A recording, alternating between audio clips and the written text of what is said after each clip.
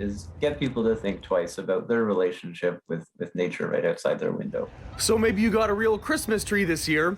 Well, now its days are probably numbered. Is it possible that the best place to retire your feature holiday decoration is right here? People can do lots of things with their tree now. They can toss it to the curb and leave it to the city to pick up. Or what we're telling them to do, even easier solution, just throw it, leave it in the backyard. The Nature Conservancy of Canada says your Christmas tree could have a second life as a handy little home. By putting it outside, what you're doing is offering habitat and a little bit of shelter to some of the critters that might be overwintering in your neighborhood. So things like sparrows and chickadees and cardinals. When you're saying sort of it's for those overwintering animals, does that mean in the spring go ahead and clean it out, or is it kind of like the new permanent home for the tree? Well, being a dead tree, it's going to decompose at some point.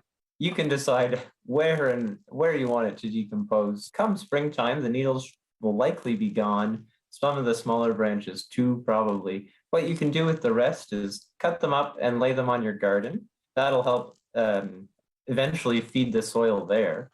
The trunk, however, might take a bit longer, but you can even expedite that process by drilling holes in the trunk, and that will encourage moisture to get in there, air to get in there, and little bugs to get in there too, which will help that trunk decompose and feed the soil. And by fall, it hopefully would be pretty unrecognizable. Online, we asked folks to share photos of their real Christmas trees and got a bunch, still looking very grand for what remains of the season.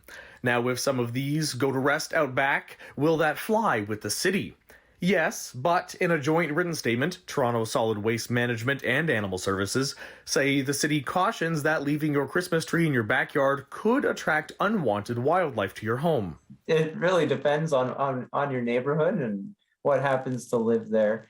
Putting something like a Christmas tree outside isn't going to feed a voracious raccoon, for example, but it will just offer a little bit of help to some of those smaller birds that, you know what, in a big concrete space might not have a lot of these sheltered areas to find.